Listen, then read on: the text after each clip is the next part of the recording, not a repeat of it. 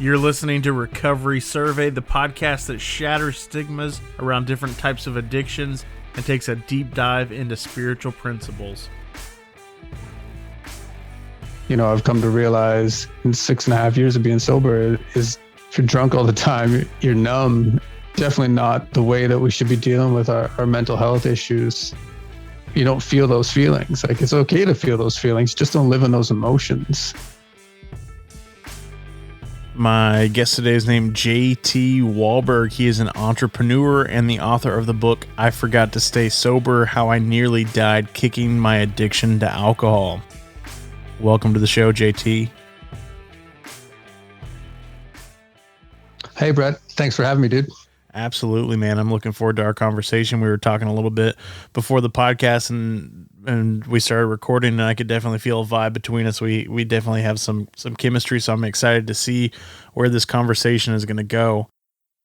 If you wouldn't mind just starting off by telling the listeners who you are and what you're about. So, like you said, entrepreneur, author is where I start my sober journey. I've been sober for 6.5 years now. I don't work a 12-step program.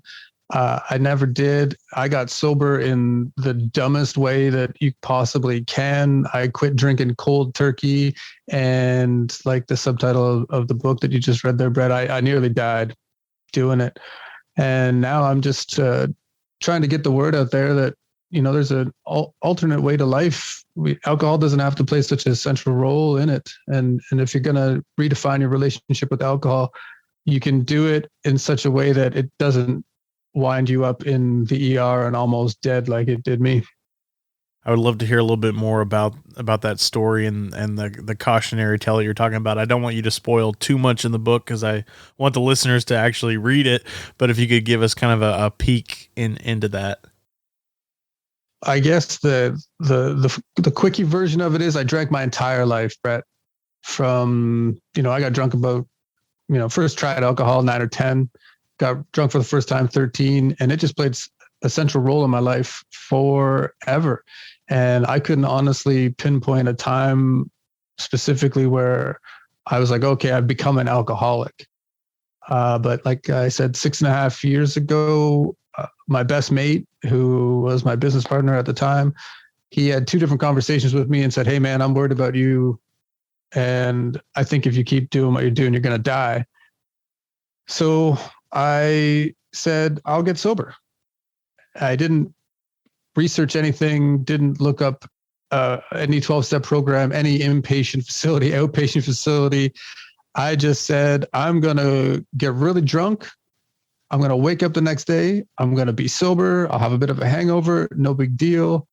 Almost 70 hours later, roughly, I was in the back of a cab taking myself to the emergency room because I was almost dead.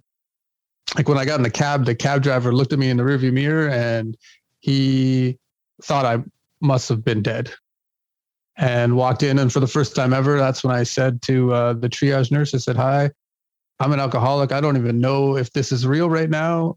I think I need some help. She asked me to take a seat. I said, ma'am, I don't think I can sit down because I don't think I'll be able to get back up. But 4 minutes later, right out of a movie scene, I was in a wheelchair into a ER room, IVs, fluids. I think that was lorazepam is what they put me on to stop me from shaking. And that was it. And then I had doctors come in and tell me that I was lucky to be alive. They were going to do everything they could to keep me that way. And now I'm here and I'm talking to you. Wow. That's an insane story, man. That's wow. I'm blown away by that. That's got to be a real eye-opening experience. And I'm glad that you're bringing that up because I think a lot of people, especially those that aren't in the recovery community, kind of have that idea of like, yeah, just stop. Like it's that simple. They don't see it as more of a complex issue, and they think that it's something that we can just, yeah, I'm done. Okay, I'm good. So I'm glad that you're bringing up that point and the caution that, it might be a good idea to maybe get some help from somebody else instead of just quitting on your own, especially with alcohol. I know some other substances it might be safe or okay to just stop cold turkey, but if you're using alcohol in large volumes, that it can definitely be a life-threatening thing to just stop cold turkey.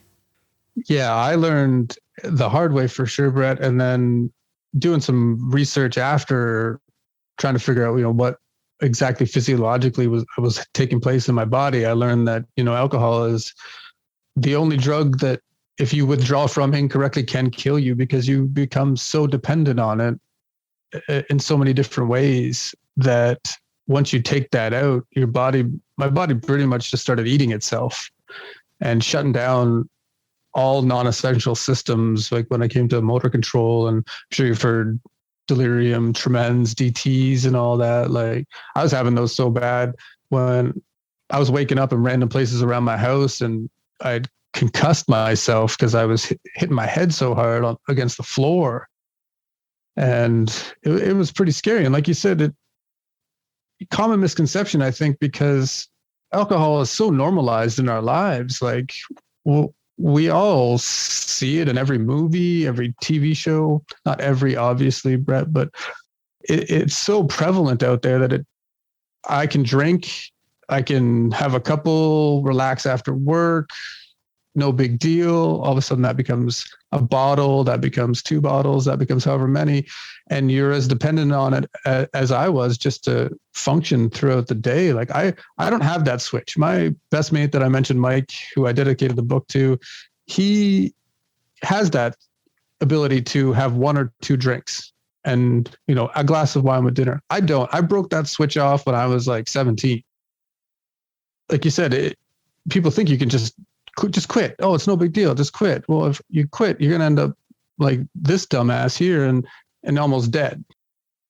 So how long into your sober journey was it before you started writing the book, or was this something that you journaled through your experiences and kind of compiled it, or what was the process behind writing the book? That's a great question. And that's really something that I haven't thought a whole lot about, Brad. So I would say I probably started putting thoughts on paper maybe 2.5 years into sobriety. I just felt like it needed to come out. And I started thinking like this, like we said, this story needs to be told. This conversation around alcohol and wellness needs to take place more often. And it started off, I was going to write it as fiction, but then I thought that was kind of cowardly, I guess. If I didn't say that I went through this, then the message would be lost. It wouldn't be taken seriously. I guess for me, I can see where it would be difficult to be honest and write it from your perspective and not fictionalize it. I mean, here I am, I'm a year into this podcast, and I just a few weeks ago recorded my own story. Here I am presenting everyone else's stories and giving them that platform to share. And I had a guest on a while back, and she was like, well, when are you going to share your story? And I was thinking, I was like, man, I don't know. I don't know. Like, I don't know. It's not that I'm scared. It's not that I don't want people to know my story. I don't know. There's just something about, like, once I put it out there, then it's out there for the world. And so it took a while for me to get to that place where I was like, yeah, okay, I'm okay with sharing my story. I'm okay with letting people know some of the struggles that I've been through as well. So I can definitely relate to what you went through and having to get to that point of like being okay with sharing it and like owning up to some of that stuff that we did. Yeah, man. And well, thank you for being so brave and putting your own story out there. Like, it's not easy at all. And you got to go down in the basement into the dark corners, and you got to unpack some stuff that you don't want to go through again. Like, I just finished recording the audiobook, and I hadn't reread any of my writing since my editor had sent some stuff back and was like, hey, let's revisit this, dig a little bit deeper here. And then when it went to my publisher, their editor sent some stuff back, and I was like, hey man, whatever you think is good is good. I'm not strong enough to go back to this. And then when I had to reread it for the audiobook, man, I was like, I thought I'll just read this like I'm reading somebody else's story, but there was some stuff in there. I was just like, man, you're a piece of shit. Like you did some terrible stuff. And now like putting it out there every day, I have a conversation about it. It doesn't get easier, but it gets a little more manageable. I can definitely relate to what you shared, man. Like that, it's like this oxymoron of like when I first started this recovery journey, like I had this huge ego, but at the same time, like I felt so worthless and I don't know, man. I was like this weird, like thinking so highly of myself at some times, then at other times, just like no self-esteem, no self-worth. So I can definitely relate to that, man, for sure. That low self-esteem, that low self-worth. It's funny because I tricked myself. Like in the book I read about things like my drunk ego was in charge. So when I had those feelings, it was just pour more booze onto it and everything will be fine, which, I've come to realize in 6.5 years of being sober is if you're drunk all the time, you're numb. Definitely not the way that we should be dealing with our mental health issues. You don't feel those feelings. Like it's okay to feel those feelings. Just don't live in those emotions, like, and if you just keep pouring booze on it and other drugs as well, you're just hiding. So in your personal experience, what do you think the connection is between mental health and alcoholism or addiction? Because I've spoken with a lot of people and it seems like the majority of people that suffer with some type of substance abuse disorder also have a mental health issue that they hadn't addressed. I think the addiction part comes from fear, and a big part of it is ego. I write a lot about that in the book, and I've written a lot about that since. It's just we don't want to admit to ourselves that there's a problem, and you feeling numb is better than feeling shitty. I think too, a lot of people try to self-medicate, and that's the drugs or the alcohol is the solution that they've found.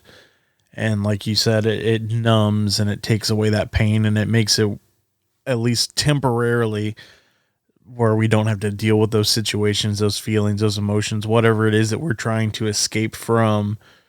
The substance can allow us to get out of that. For sure. For sure, dude. And you never get the same high as you did the first time you realized that that's what was happening. And then we're just perpetually chasing it.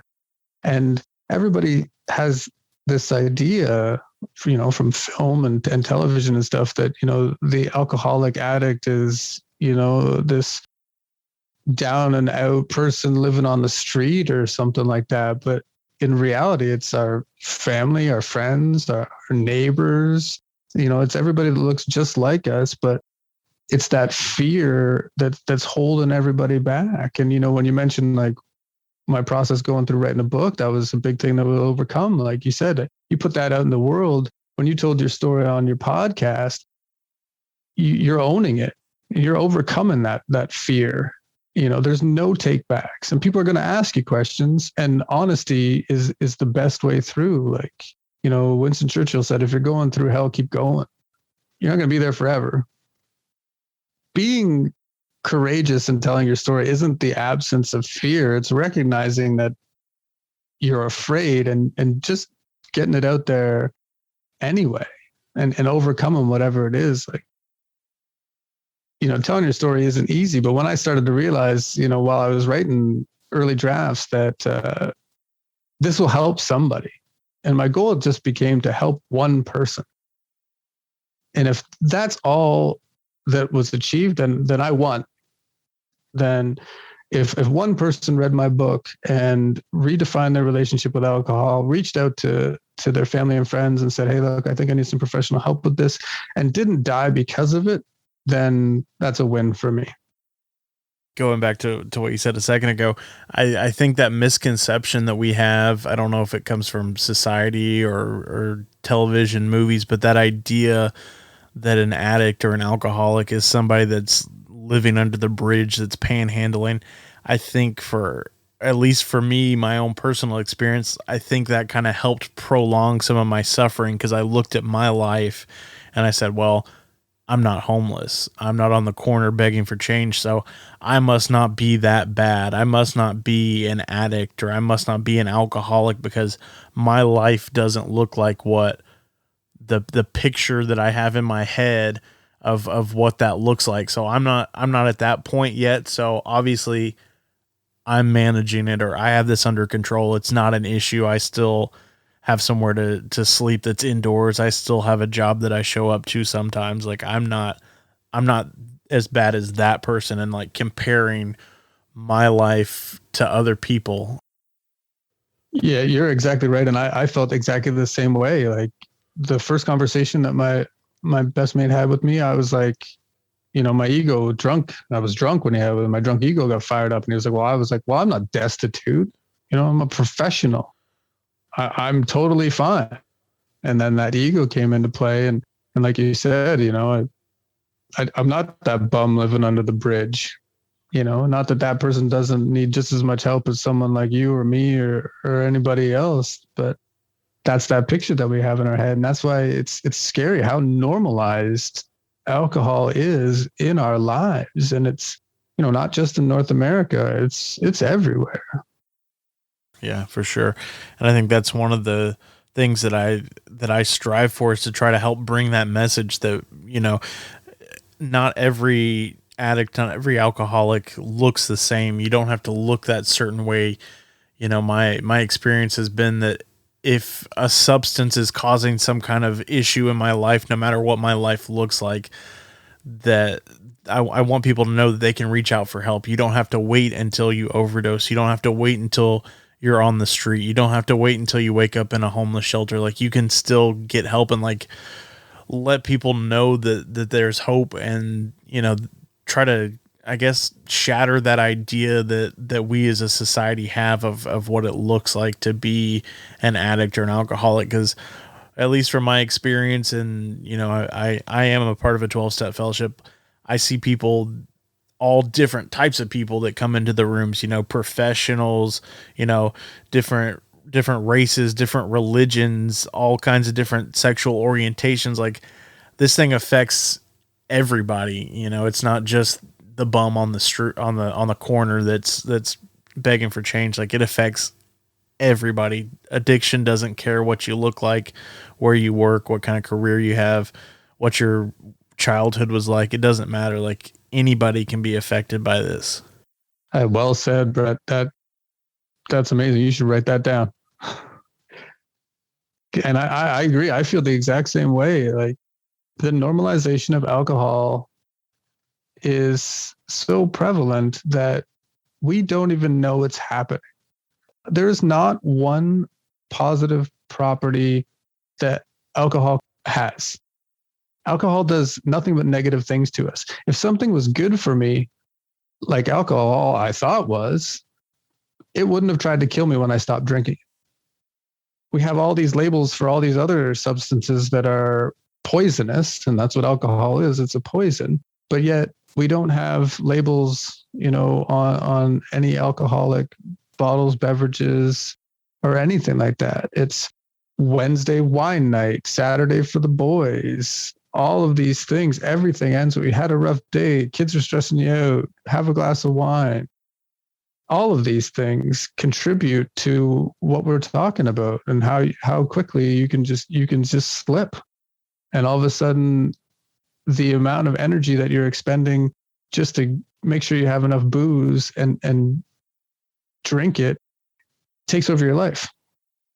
What came to mind when you were sharing that is also that other side of it, man. Like nobody goes into it thinking, oh man, I really want to be an alcoholic.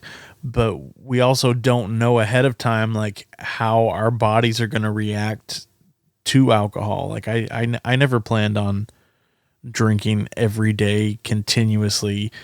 I didn't ever plan on becoming an alcoholic, but that's what happened, man. And I don't know what it is if it's like my brain chemistry or what it is that caused that, man. But like that obsession and compulsion just set in, man. It was like, I gotta have this. Like, this is my answer. This is the cure. This is what I've been looking for.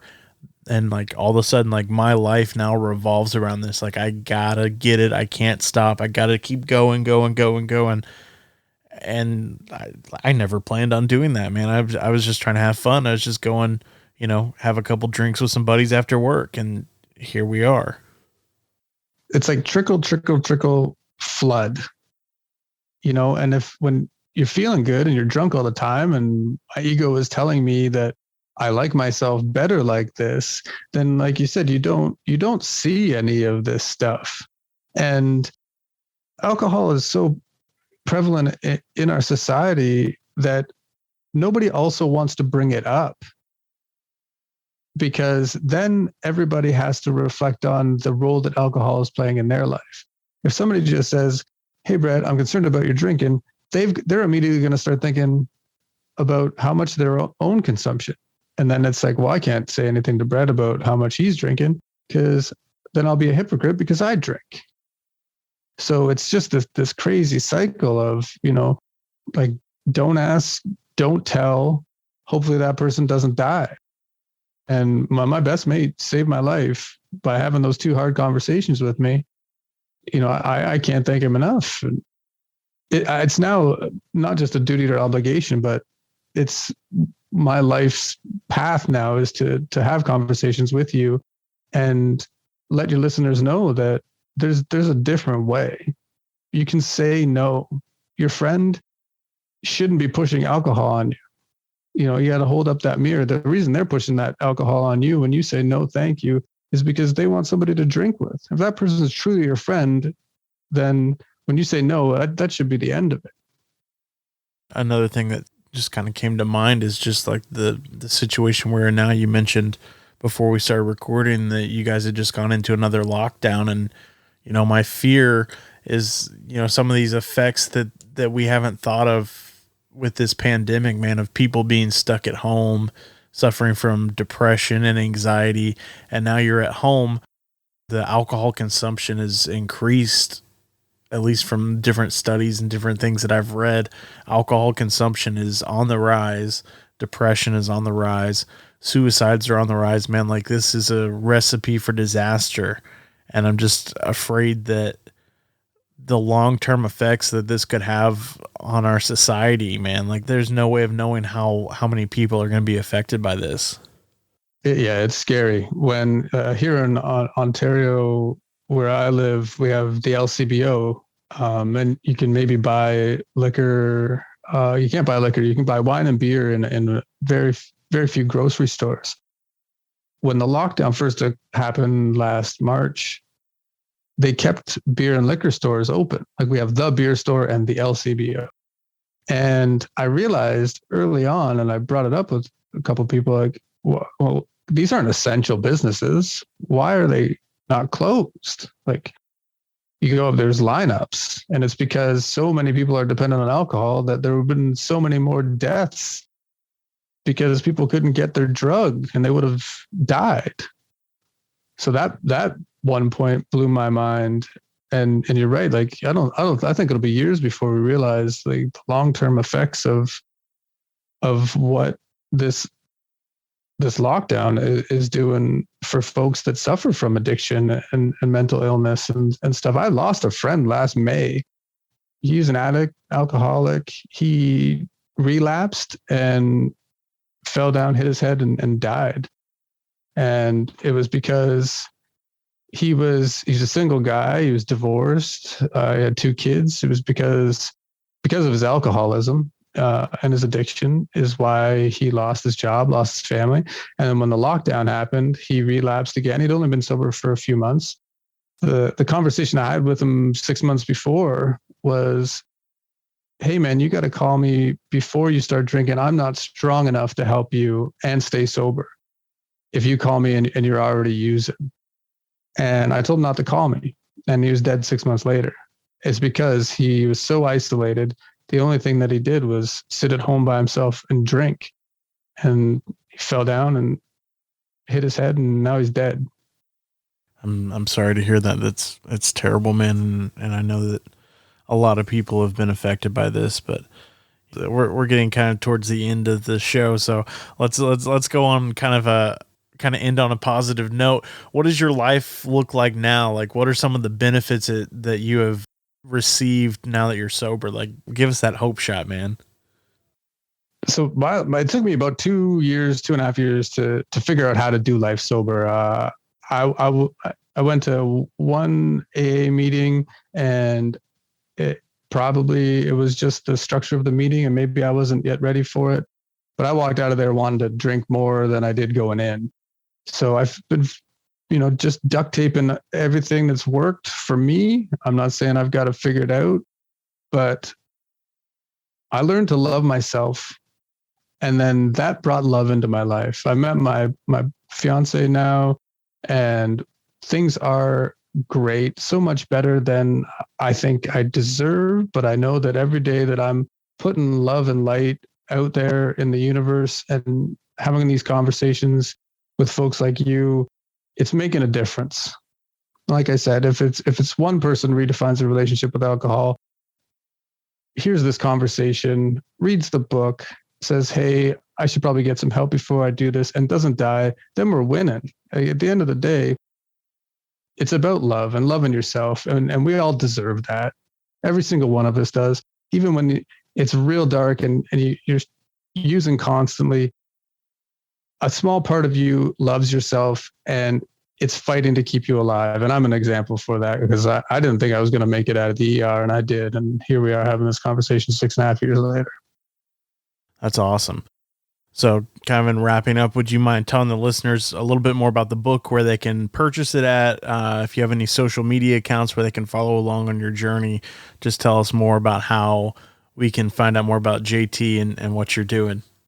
So everything is at JT Wahlberg. You punch it into the internet, you'll find my website. Instagram is where I'm most active, and links through the website for Amazon and Kindle for the ebook. The audiobook will be out in 2 weeks. So that was pretty cool. And other than that, that's about it, dude. Awesome, man. I really appreciate it. Man, that was a great conversation. I love where your heart is, man. Just trying to give back to people, trying to share that message, let people know not only about the dangers of going cold turkey with alcohol, but just like you were sharing right there at the end, man, just that love and light, man. I can see it shining through on that webcam, man. Like you're just your presence, man. Just, I can tell the vibe that you're giving off, that you really mean it, that you're sincere, that really has become your life goal to help carry that message and to let people know that there's another way. So I appreciate you coming on the show today and sharing with the audience what you're doing to help spread that message and let us know about the book and those things, man. So thank you again for coming on today. Thank you so much for having me, Brett. I appreciate it.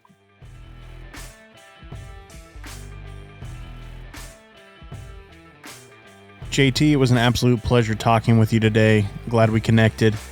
Guys, be sure to check out his book, I Forgot to Stay Sober, How I Nearly Died Kicking My Addiction to Alcohol. His links will be in the show notes. You've been listening to Recovery Survey. If you got anything out of today's episode, I'd ask you to please leave us a 5-star review and share this episode with a friend. If you'd like to get in contact with us, you can find us at recoverysurvey.com.